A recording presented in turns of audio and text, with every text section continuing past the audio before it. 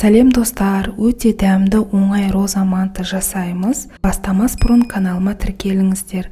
Лайк басып, алда болатын видеоларды жіберіп алмас үшін қоңыраушаны басып қойыңыздар. Ал бастаймыз. 1 жұмыртқа, 100 мл су, 1 шай қасық тұз,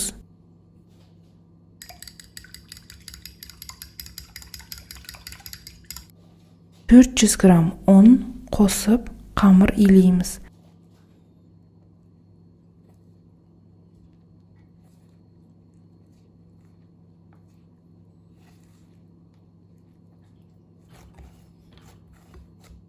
Қамырды пакетке кигізіп 15 минутқа қойып қоямыз. Оған дейін мантының начинкасын жасап аламыз. Bir пиязды майдалап турап аламыз.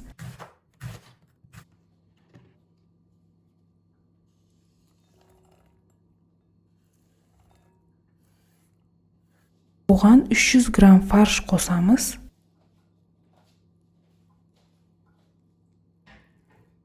Тұз және кориандр қостым. Жақсылап араластырып аламыз. Жарты пиала су қосып жіберсеңіздер болады, жұмсақ болып шығады.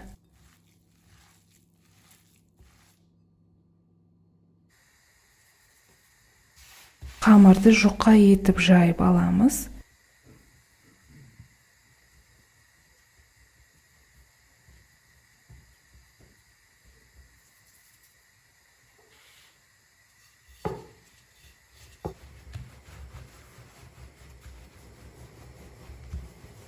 Мен осындай стаканмен қамырды домалақ бөліктерге бөліп алдым.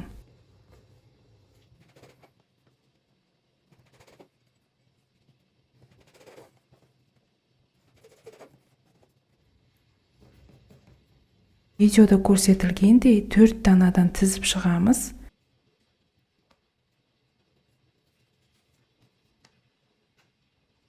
Үстіне фаршымызды салып шығамыз.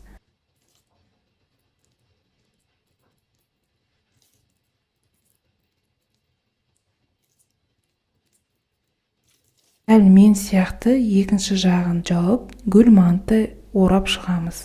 Осылай жасасаңыз көп қиналмай манты тез түйіледі.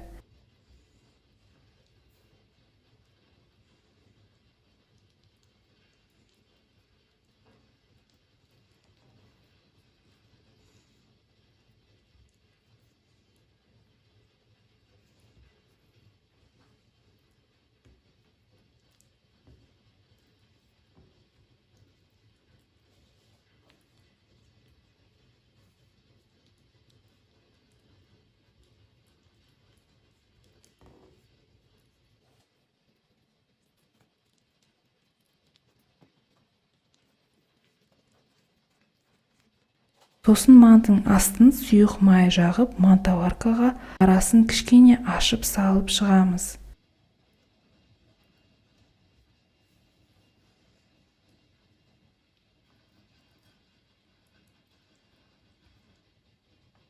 Тек отта 50 минут пісіреміз. Нәтижесінде осындай әдемі роза манты болып шығады.